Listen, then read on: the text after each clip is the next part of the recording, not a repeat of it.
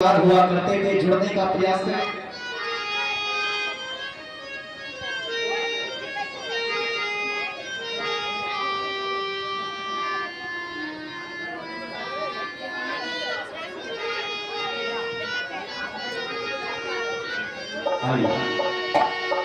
कि सुखी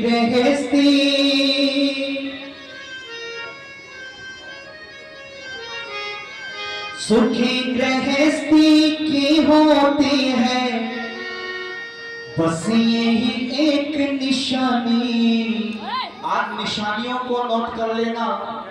और जिनके घरों में झगड़ा होता है उनके घरों में झगड़ा कभी नहीं होगा। क्यों? क्योंकि मेरी माताओं, हमारी करनी और कथनी में आज अंतर होता है। हम ये तो चाहते हैं कि हमारी बेटी जिस परिवार में जाए वहां सुख हो, वहां मौज मस्ती हो, कोई काम करना ना पड़े। लेकिन दूसरे की बेटी बहू बनकर के जब हमारे घर में आती है, अच्छा बताओ, क्या तब भी हमारी यही भावना रहती है क्या? तब हमारी ये भावना नहीं रहती। तब हमारा मन करता है कि हमारे घर की जो बहू है वो 24 घंटे काम करती रहे, 1 मिनट के लिए भी ना बैठे। आइए मेरी माताओं, आज आपकी वकालत करने के लिए मैं बैठ गया हूं। लिखा कि सुखी गृहस्थी की होती है, बस यही एक निशानी। क्या? पति को पत्नी राजा समझे, पत्नी को पति रानी।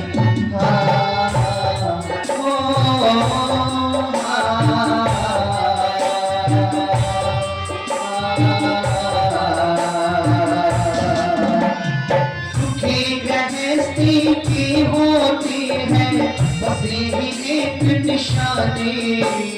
पति को पत्नी राजा समझे, पत्नी को पति रानी।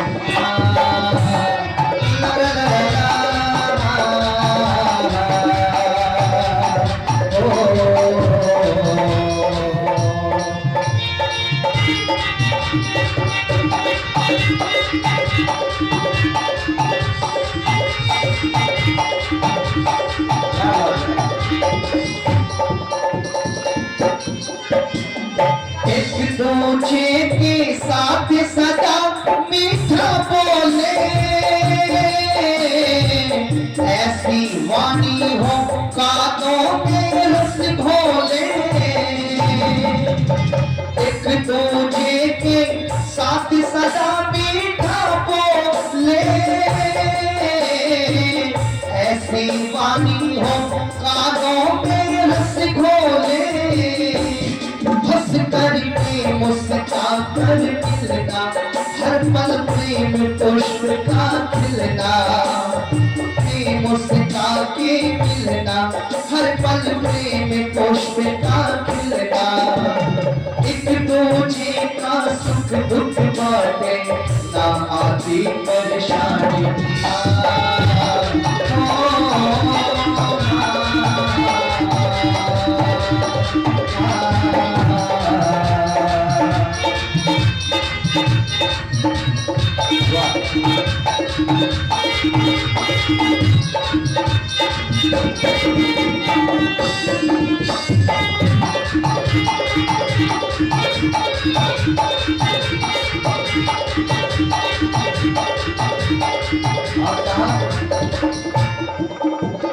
घर में कोई काम नया करता हो, एक दूजे से ना कोई भी पर्दा हो। घर में कोई काम नया करता हो, एक दूजे से ना कोई भी पर्दा हो। हमारे वेदों में आता है और महर्षि दयानंद सरस्वती स्पष्ट शब्दों में लिखते हैं मेरी माताओं कि पति और पत्नी को जब भी कोई कार्य करना होगा तो एक दूसरे की सलाह लेकर के करना होगा, मशवरा लेकर के करना होगा, क्योंकि जो कार्य एक दूसरे की सलाह से किए जाते हैं वो अक्सर सफलता को प्राप्त होते हैं। लेकिन वातावरण क्या है, हम जो पति लोग होते हैं वो ओवर स्मार्ट होते हैं और हमें लगता है हम बहुत कुछ जानते हैं, पत्नियां कुछ नहीं जानती हैं। लेकिन जब काम बिगाड़ करके घर में आ जाते हैं तब याद आती है और तब देवी जी से कहते हैं कि यदि तुम्हारी बात को मैंने मान लिया होता तो आज मुझे इतना दुख बोलो नहीं होता। एक महाराज ने, एक राजा ने घोषणा कर दी, बोले सभा में ऐसा यदि कोई व्यक्ति होगा जिसने आज तक अपनी पत्नी की कोई बात नहीं मानी होगी तो मैं आज उसको इनाम दूंगा। और इनाम में क्या दूंगा, इनाम में 100 सोने की मोहरे दूंगा और एक घोड़ा दूंगा चमकता हुआ सफेद रंग का। लेकिन वो व्यक्ति खड़ा हो जाओ जिसने आज तक अपनी पत्नी की कोई बात नहीं मानी। कोई खड़ा नहीं हुआ, लेकिन एक व्यक्ति खड़ा हो गया और वो खड़ा होकर के कहता है महाराज ऐसा तो एक मैं ही व्यक्ति हूं जो आज तक मैंने अपनी पत्नी की एक भी बात नहीं मानी। बोले एक भी नहीं मानी? बोले जी आधी भी नहीं मानी। राजा खुश हो गया और क्या दे दिया खुश होकर के, 100 सोने की मोहरे दे दी जाती है और एक घोड़ा दे दिया जाता है।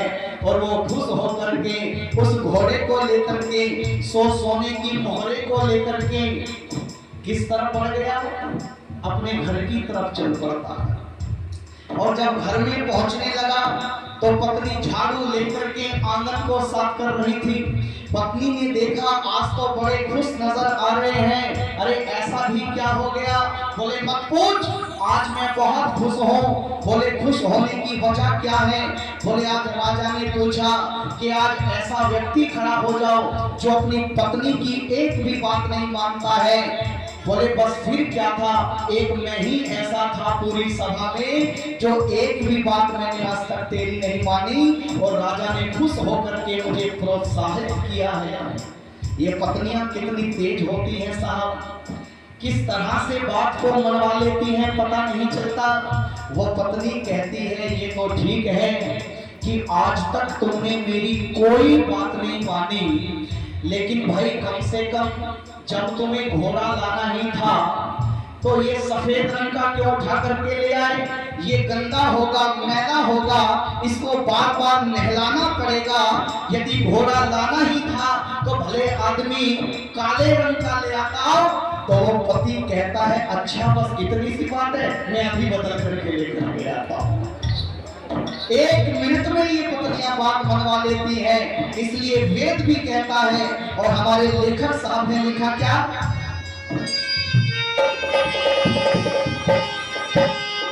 घर में कोई काम नया करता हो, एक दूसरे से ना कोई भी पर्दा हो। घर में कोई काम नया करता हो, एक दूसरे से ना कोई भी पर्दा हो। मशवरा करना, तो सलाम मशवरा करना, मिलकर कदम को आगे बढ़ना, मिलकर कदम को आगे बढ़ना। जो इस नियम को ना माने वो करते हैं नादानी।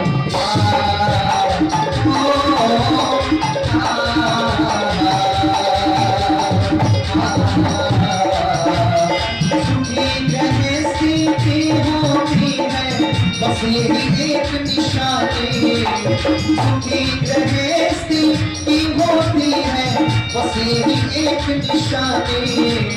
पति को पत्नी राजा समझे, पत्नी को पति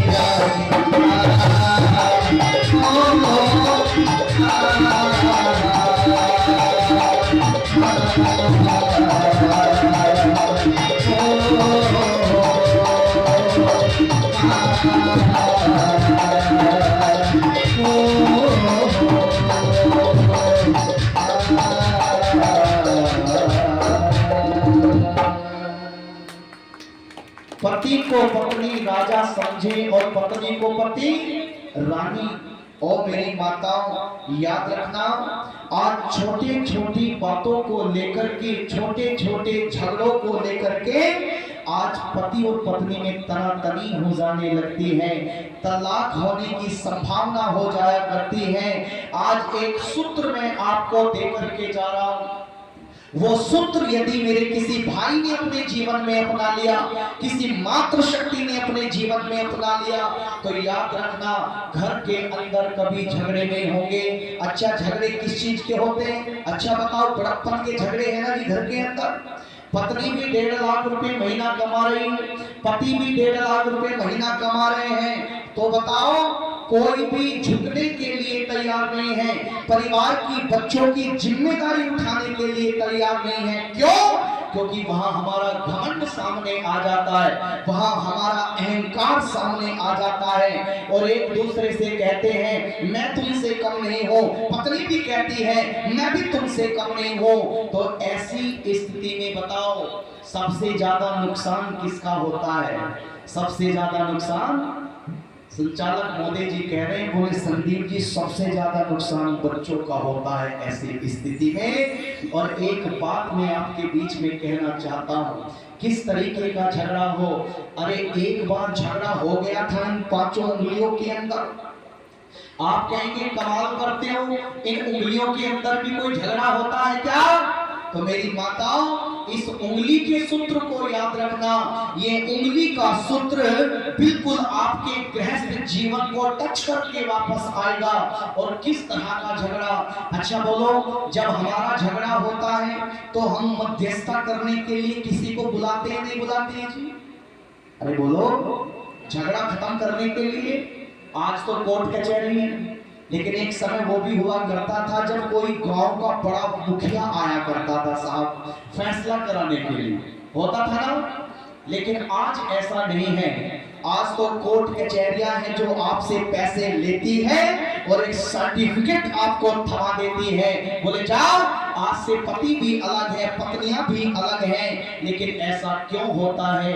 एक बार इन 5 उंगलियों में भी झगड़ा हुआ, और किस तरह का झगड़ा हुआ? बड़प्पन का झगड़ा हुआ, बड़प्पन का।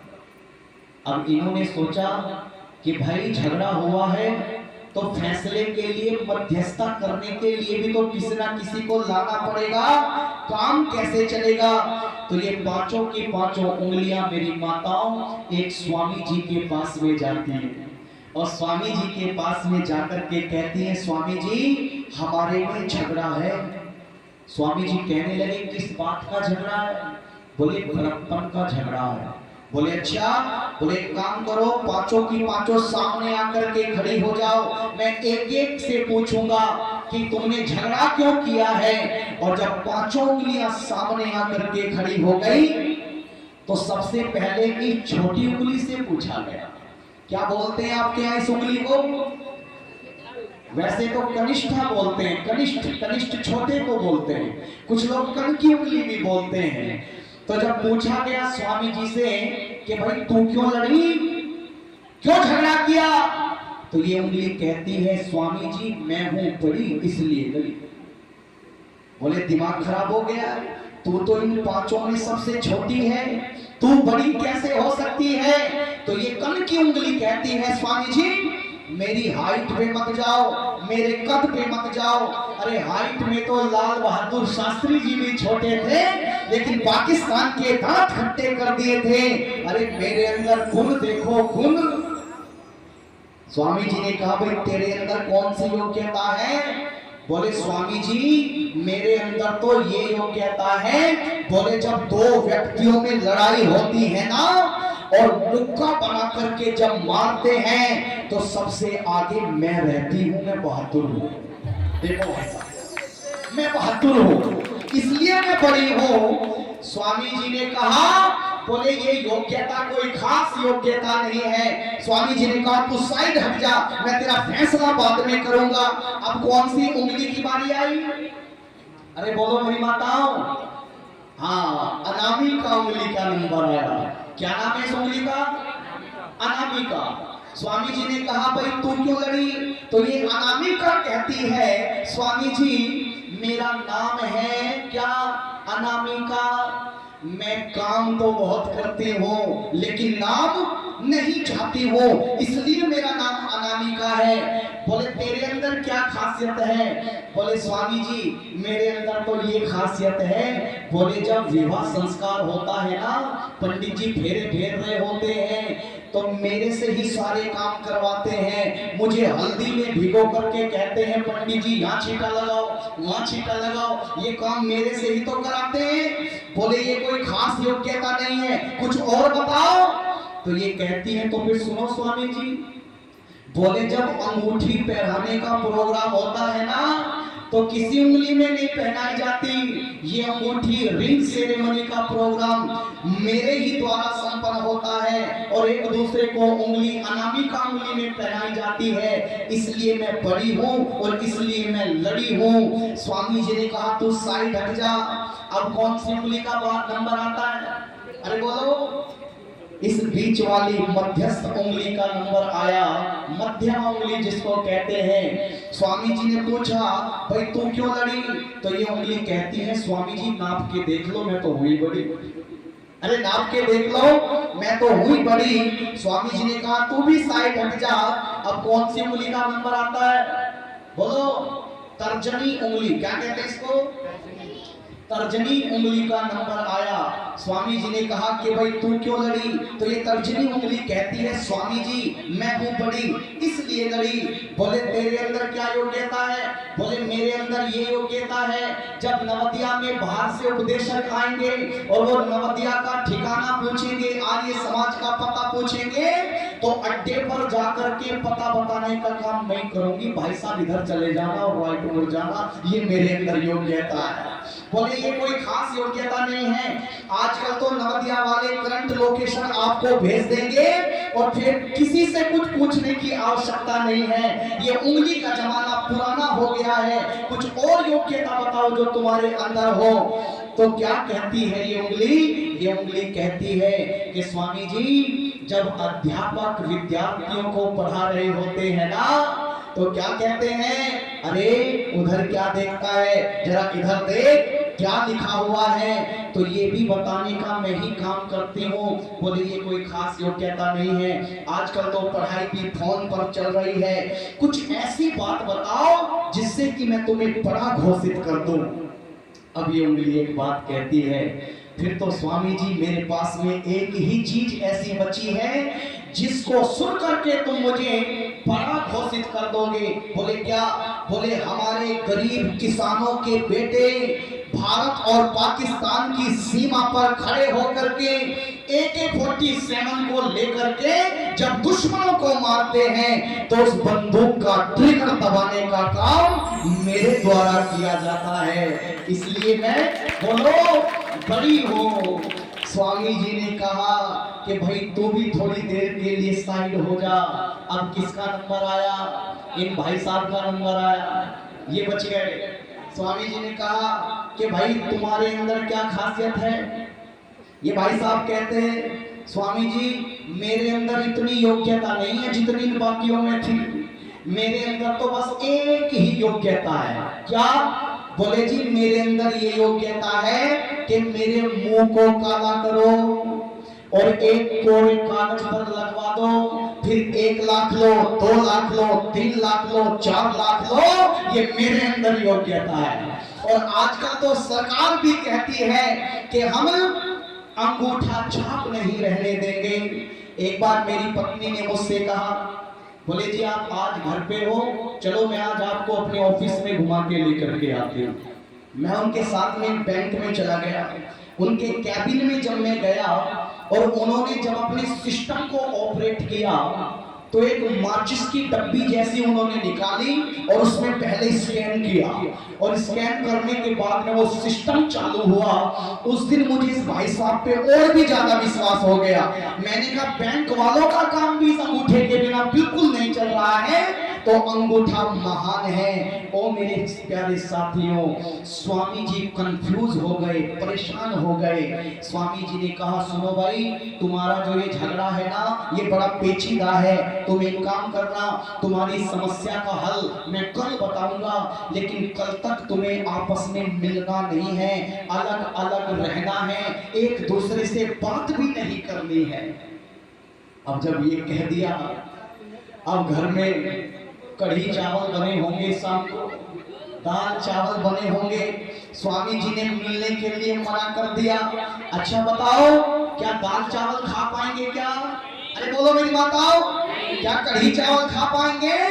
स्वामी जी ने कहा अलग अलग नहीं रहना है, बड़े होकर के झगड़ा नहीं करना है। जब पांचों उंगली यहाँ आकर के मिल जाती है ना, अच्छा बताओ, पता लगता है क्या कौन बड़ा है कौन छोटा है। स्वामी जी ने कहा परिवार भी वैसा ही है। अरे भूल जाइए हम डॉक्टर हैं, हम बैंक मैनेजर हैं, जब हम परिवार में आए तो ऐसे बन करके ना आए। कैसे बन करके आए? जल्दी बोलो। ऐसे बन करके आए तो परिवार चला करते हैं, उन परिवारों के अंदर स्वर्ग हुआ करता है। ओ मेरी माताओं, झगड़े नहीं हुआ करते हैं। एक बार मैं फंस गया था एक कार्यक्रम में, मैं सच बता रहा हूं आपको, मोदी नगर की घटना है।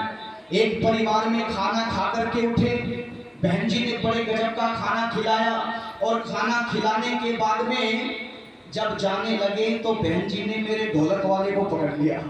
बोले भाई साहब यहाँ बैठो, जाने नहीं दूंगी। मैंने कहा कुछ गलती तो नहीं होगी भाई? बोले जी पता नहीं, लेकिन बहन जी बड़े गर्म दिमाग की लग रही है मुझे। बोले मुझे लग रहा है कुछ गलती हो गई। बहन जी ने कहा पंडित जी आप भी बैठो, ढोलक वाले को भी पकड़ करके बिठा लिया। बोले जब तक मेरी बात का उत्तर नहीं दोगे यहाँ से जाने नहीं दूंगी, मैं बहुत दुखी हूँ। मैंने कहा जी बताओ दुख का कारण क्या है? बोले दुख का कारण मेरे पति हैं। मैंने कहा मैं पति को कैसे चेंज करा सकता हूँ? बोले मैं चेंज कराने के लिए नहीं कह रही हूँ, मैं तो दो चार उपदेश देने के लिए कह रही हूँ। अरे कुछ समझा करके चले जाओ। मैंने कहा भाई क्या समझा के जाऊं? बोले पंडित जी हमारी शादी को 6 साल हो गए। कितने साल? 6 साल हो गए। इन 6 सालों में आज तक भी जब हमारा विवाह नहीं हुआ था तो मेरे पति मुझे बढ़िया बढ़िया स्थानों पर घुमा करके लेकर के आते थे, सिनेमा हॉल लेकर के जाते थे, शॉपिंग कराते थे, बाजार लेकर के जाते थे। लेकिन 6 साल शादी को हो गए, इन्होंने मेरा कदम घर से बाहर नहीं निकलने दिया है। बस इस बात का मुझे दुख है, ये बात तुम समझा करके जाओ। इतने में मैं कुछ बोलता, वो पति महाराज आ गए, सारी बात सुन ली। वो पति महाराज कहते हैं संदीप जी एक बात बताओ, चुनाव जीतने के बाद में भी आज तक प्रचार होते देखा है क्या? के अरे विवाह हो गया, 6 साल हो गए, 2 बच्चे भी हो गए, क्या मैं अब भी इनको घुमाता ही रहूंगा? वो पत्नी कहने लगी चलो मैं मानती हूँ ये व्यस्त रहते, समय इनके पास में नहीं रहता, लेकिन कम से कम जिन नामों से ये मुझे पहले बुलाया करते थे, अरे कम से कम उन्हीं नामों से बुला दिया करें तो मैं खुश हो जाऊंगी। मैंने कहा बहन जी कैसे नामों से बुलाते थे मुझे भी बता दो, मेरा जब विवाह होगा हो सकता है मेरी घर गृहस्थी भी बढ़िया हो जाएगी। तो वो बहन जी कहती हैं भैया जब विवाह नहीं हुआ था बहुत बढ़िया बढ़िया नामों से बुलाते थे। मैंने कहा कैसे कैसे नामों से? बोले मुझे बुलाया करते थे मेरी रसमलाई, गुलाब जामुन, मेरी रबड़ी। मैंने कहा फिर अब क्या हुआ? बोले 6 साल हो गए, इन्होंने कभी तो मोटू की मम्मी कहते हैं, कभी पतलू की मम्मी कहते हैं, इन नामों से बुलाना बंद कर दिया है। अब इतने में मैं कुछ कहता, वो भाई साहब बड़े समझदार थे, कोई नवदिया के जैसे नौजवान रहे होंगे। वो कहते हैं संदीप जी एक बात बताओ, दूध से बनी हुई मिठाई कितने दिन ताजा रहती है?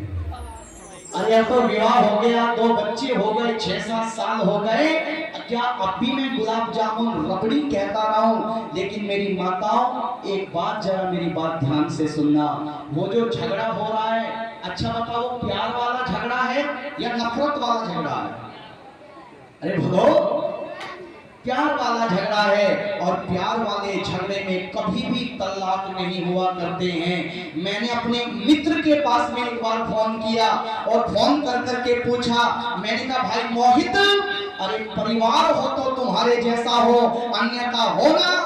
वो कहने लगे पंडित जी आपने ऐसा क्या देख लिया जो हमारे गृहस्थ जीवन की बड़ी तारीफ कर रहे हो, हमारे पति पत्नी की तारीफ करे जा रहे हो।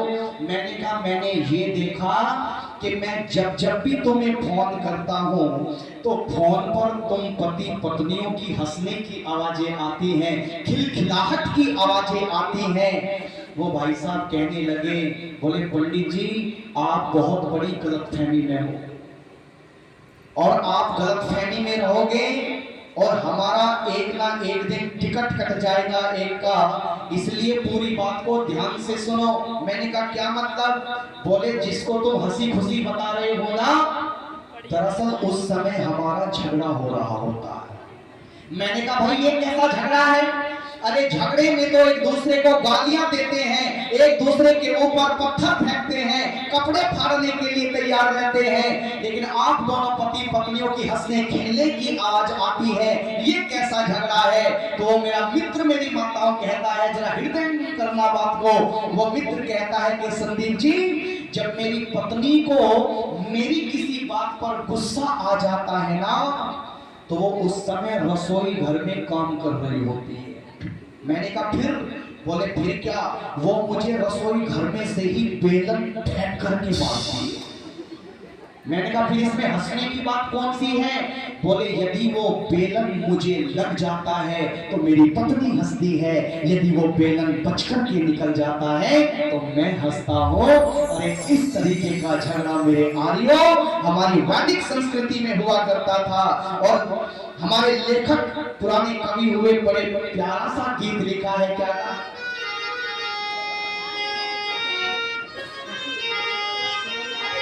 एक घर का राजा एक घर की रानी, जब सत्य गृहस्थी बन जाए फिर, जब सत्य गृहस्थी बन जाए फिर क्या है परेशानी। एक घर का राजा एक घर की रानी, और रानी एक घर का राजा एक घर की रानी, जब सत्य गृहस्थी बन जाए फिर क्या है परेशानी। एक घर का राजा एक घर की रानी।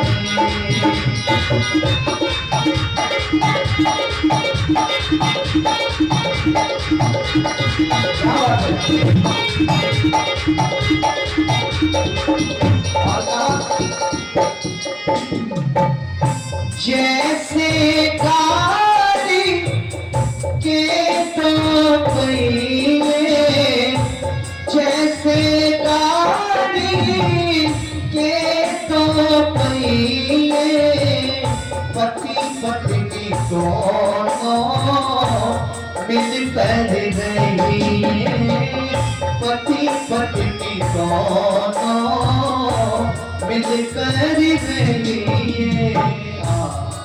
जब मैं इस गृहस्थ जीवन के विषय को रखता हूँ ना मेरी माताओं, तो मुझे रामायण का वो गृहस्थ जीवन याद आता है। किनका? मर्यादा पुरुषोत्तम भगवान राम का गृहस्थ। अरे कौन थी पत्नी? कौन पत्नी थी? अरे बोलो, सीता जी। और कृष्ण की पत्नी कौन थी? कौन थी? अभी स्वामी जी बोल करके गए हैं, दूसरी पत्नी जो बना रखी है ना आपने, किसका जिक्र करके गए? अरे बोलो। अच्छा कितनी माताएं मानती हैं? आज मैं सिद्ध कर दूंगा इस बात को। कितनी माताएं मानती हैं कि कृष्ण की पत्नी राधा ही थी? चलिए मैं अपने प्रश्न को बदलता हूं। ये मेरे कितने भाई मानते हैं कि राधा शब्द गलत है? 1 2 3। और इधर इधर के नहीं मानते? तो ऐसे करो ना, मानते हो? अच्छा यदि मैं राधा को सिद्ध कर दूं और आप भी कहो पंडित जी बिल्कुल ठीक कह रहे हो, तो खेल पक्का होगा या कच्चा? अरे बोलो, अरे भाई साहब पक्का होगा ना? तो शुरू करो। मथुरा के अंदर जब कपड़े खरीदने के लिए गए तो आपने, अच्छा मथुरा कितने लोग गए जरा वो भी बताओ तो अच्छे से समझ में आ जाएगी बात। बहुत सारे लोग गए। मथुरा जितने लोग गए हैं आपने देखा होगा बहुत भीड़ी भीड़ी गलियां हैं मथुरा के अंदर, है ना जी, बहुत भीड़ी भीड़ी। जब मैं वहां कपड़े खरीदने के लिए गया तो कार को पार्किंग में लगा दिया और भैया से कहा कि चलो पैदल चलते हैं। और वहां एक दृश्य मेरे साथ में होता है। क्या होता है कि एक आदमी धोती कुर्ता पहन करके साइकिल पर आ रहा है और वो मुझसे रास्ता मांग रहा है। और रास्ता मांगने का जो तरीका है वो बड़ा यूनिक तरीका है। वो क्या करता है, पहले साइकिल की घंटी बजाता है और घंटी बजाने के बाद में कहता है राधे राधे। अरे सुना होगा आपने मथुरा के अंदर कहते हैं ना जी, साइकिल की घंटी बजाई और क्या कहा, राधे राधे। सही कह रहा है गलत कह रहा है? जल्दी बोलो। अरे सही कह रहा है गलत? ये मेरी माता कह रही थी गलत कह रहे हैं। लेकिन याद रखना मेरी माताओं, हम आर्य समाज के लोग इन लोगों की बातों को समझ नहीं पाए। अरे ये तो सदियों से सही बोलते आ रहे थे लेकिन हम ही गलत समझ रहे थे। मैंने सोचा कि ये साइकिल वाला घंटी बजाता है और घंटी बजा करके कहता है राधे राधे। असल में वो राधे राधे नहीं बोल रहा है, वो घंटी बजा करके कहता है कि राधे राधे। अरे क्या कह रहा है, राधे राधे। सदियों से ये लोग आपसे रास्ता मांग रहे हैं, आर्य समाज से रास्ता मांग रहे हैं, दयानंद के लोगों से रास्ता मांग रहे हैं, राधे राधे राधे राधे। और हमने क्या समझ लिया, हमने राधे राधे समझ लिया। उनकी कोई गलती नहीं है, हमारे समझने में अंतर है। वो सदियों से हमसे रास्ता ही तो मांग रहे हैं मेरी माताओं। लेकिन याद रखना, राधा ना उनकी प्रेमिका थी ना उनकी पत्नी थी, केवल उनकी एक ही पत्नी थी। बोलो कौन, रुक्मणी। भगवान राम की कितनी पत्नी थी? अरे बोलो एक। क्या नाम था? अच्छा वनवास कितने वर्ष का हुआ? कितने वर्ष का हुआ भगवान राम को वनवास? 14 वर्ष का हुआ। अच्छा वनवास केवल और केवल किसको हुआ था? किसको हुआ? राम को हुआ। तो फिर साथ में सीता जी और लक्ष्मण जी क्यों गए? जल्दी बोलो, समय बहुत तेजी के साथ दौड़ रहा है। क्यों गए? क्योंकि लक्ष्मण अपने भैया से बहुत प्रेम करते हैं और सीता जी भी बोलो बहुत प्रेम करती हैं। आपने देखा होगा जब 14 वर्ष का वनवास कह दिया ना पिता ने, बोले जाओ बेटे तुम्हारी ये मंझली मां केकई नहीं मान रही है। और राजा दशरथ को 14 वर्ष का वनवास देना ही पड़ा। तो सीता जी को जब पता चला तो रोने लगती है, अकुला उठती है। कभी कौशल्या मां के चरणों में बैठ करके विनय करती है, कभी भगवान राम के पास में जाकर के कहती है कि प्रभु मुझे तो सारी खुशियां तुम्हारे साथ में चलने में ही मिलेगी, इसलिए मैं यहाँ नहीं रहना चाहती। जब मैं ये रामायण का प्रसंग एक जगह सुना रहा था ना तो एक बहन जी खड़ी हो गई, बोले संदीप जी आपने रामायण को ठीक से नहीं पढ़ा, जरा ठीक से पढ़ो। मैंने कहा क्या हो गया? बोले आपको पता है ये सीता जी बार बार जाने की जिद क्यों कर रही है? मैंने कहा वो श्री राम से प्रेम करती है इसलिए कर रही है। बोले नहीं, गलत। इसलिए नहीं जा रही है कि वो श्री राम से प्रेम करती हैं। बोले मैं बताऊं किस लिए जा रही? मैंने कहा बताओ। बोले सीता जी के वनवास जाने में भी एक बहुत बड़ी सीख है। अरे सीता जी के वनवास जाने में भी एक बहुत बड़ी सीख है। अरे घर में 3-3 सास हो तो जंगल ही ठीक है। घर में 3-3 सास हो तो बोलो जंगल ही ठीक है। लेकिन मेरी माताओं सीता जी सास के डर से नहीं गई थी, इतिहास को पढ़ना और रामचरितमानस को नहीं, वाल्मीकि रामायण को उठा करके पढ़ोगे तो आपको पता चलेगा। और उस वाल्मीकि रामायण के आधार पे ही तो ये पंक्तियां लिखी गई हैं। क्या? जैसे गाड़ी के दो पहिए, जैसे गाड़ी के दो पहिए, पति पत्नी दोनों मिलकर रहिए, पति पत्नी दोनों मिलकर रहिए, जीवन में सफल कर लो ये जिंदगानी, अरे जीवन में सफल ये कर लो जिंदगानी।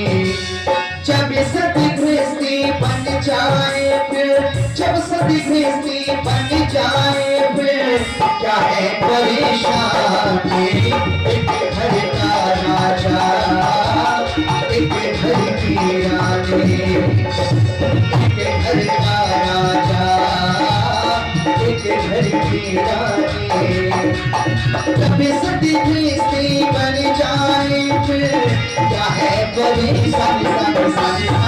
एक घर का राजा, एक घर की रानी, ओ रानी एक घर का राजा, एक घर की रानी।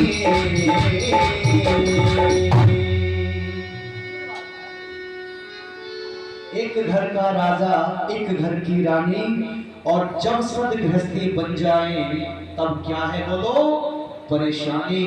मैंने जहां से अपनी बात को शुरू किया था मेरी माताओं, ध्यान रखना, यदि हम ये चाहते हैं कि हमारे बेटे की बहू हमारी सेवा करे तो आपको बदले में क्या करना पड़ेगा? ये तो जी शांत बैठी है, ये सेवा करने के मूड में बिल्कुल नहीं। बोले जी आग लगे, हम बिल्कुल नहीं करना चाहते। जो दोगे वो मिलेगा। ये पृथ्वी गोल है, हम इस कोने पर यदि कुछ दे रहे हैं तो अगले कोने पर हमें घूम करके मिल जाता है।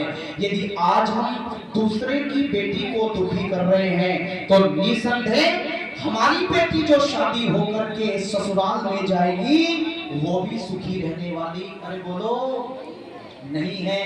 लेकिन हम क्या चाहते हैं? एक दादी ने मुझसे कहा, बेटे मैं बड़ी दुखी हूँ। मैंने कहा क्यों दुखी हो, मुझे बताओ। बोले मैं इसलिए दुखी हूँ, मेरे एक बेटा है और एक बेटी है। मैंने कहा ये तो खुशी की बात है, इसमें दुख कहां से आ गया? तो वो दादी कहती है, बोले बेटे मेरा जो बेटा है ना वो शादीशुदा और वो एक नंबर का नालायक है। अरे बेटा तो नालायक था ही, लेकिन अरे बोलो बहू भी नालायक आ गई। मैंने कहा आपकी बेटी कहाँ है? बोले उसकी तो मैंने शादी कर दी। मैंने कहा माता जी बेटा नालायक कैसे है? बोले बेटा नालायक ऐसे है, बोले जब मेरी बहू ये देख रहा है ना सामने, जब ये सो करके उठती है ना सुबह 10 बजे तो ये नालायक बेटा उसको बना करके चाय दे करके आता है बेड पर, इसलिए मैं दुखी हूँ। मैंने कहा अच्छा इसलिए दुखी हो? बोले हाँ। तो मैंने कहा माता मुझे एक बात बता, ये आपका बेटा भी नालायक है, ये बहू भी नालायक है, लेकिन तुम्हारा दामाद तो बढ़िया होगा, अरे जमाई तो बढ़िया होगा। बोले जमाई? अरे जमाई तो मेरा हीरा है, हीरा। अरे ऐसा दामाद तो भगवान सबको दे। मैंने कहा कैसा? बोले जब मेरी बेटी 12 बजे सो के उठती है ना ससुराल में तो वो उसे चाय बना करके देता है, बर्तन भी खुद धो लेता है, कपड़े भी खुद धो लेता है। अच्छा बोलो गर्मी कठनी में अंतर हुआ है नहीं हुआ? हम ये तो चाहते हैं बेटी मौज मस्ती करे, आराम से रहे, लेकिन अपने घर की बहू यदि लेट उठती है तो हंगामा शुरू हो जाता है। जिस दिन आप अपनी बहू को बेटी का दर्जा दोगी तो वो बेटी भी आपको, अरे बोलो, माँ का दर्जा देगी। बस उसी दिन से कलेश और कलह घर से समाप्त हो जाएगा। महर्षि दयानंद सरस्वती जी से जब लोगों ने पूछा कि ऋषिवर एक बात बताओ, अरे सुख कहाँ है और दुख कहाँ है? तो मेरे प्यारे भाइयों, ऋषिवर देव दयानंद ने कलम को तोड़ दिया और ऋषिवर देव दयानंद एक बात कहते हैं कि सुनो दुनिया के लोगों, जहां दुख विशेष और दुखों की सामग्री होती है वहां क्या होता है जी? वहां दुख होता है। और जहां सुख विशेष और सुखों की सामग्री होती है, जल्दी बोलो, वहां क्या होता है? और विद्वानों ने बड़ी गजब की परिभाषा दी है सुख की और नरक की और स्वर्ग की। क्या कहा? बोले अन्न पुराना घी नया। अरे क्या कह दिया? अन्न पुराना घी नया, घर कुलवंती नार और आज्ञाकारी पुत्र हो तो स्वर्ग निशानी चार। ये स्वर्ग की है। अब नर्क की सुनो। कहा विद्वानों ने, मैले कपड़े कर्ज सिर। अरे मैले कपड़े कर्ज सिर, घर कलिहारी नार और नालायक संतान हो तो नर्क निशानी चार।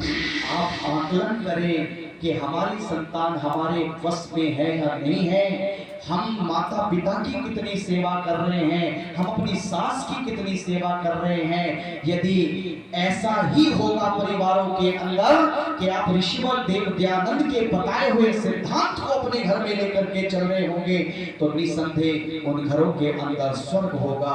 अन्यथा ये स्वर्ग कहीं होता नहीं है, ऊपर नहीं है, कहीं विदेश में नहीं है। ये स्वर्ग हमारे घर में हुआ करता है।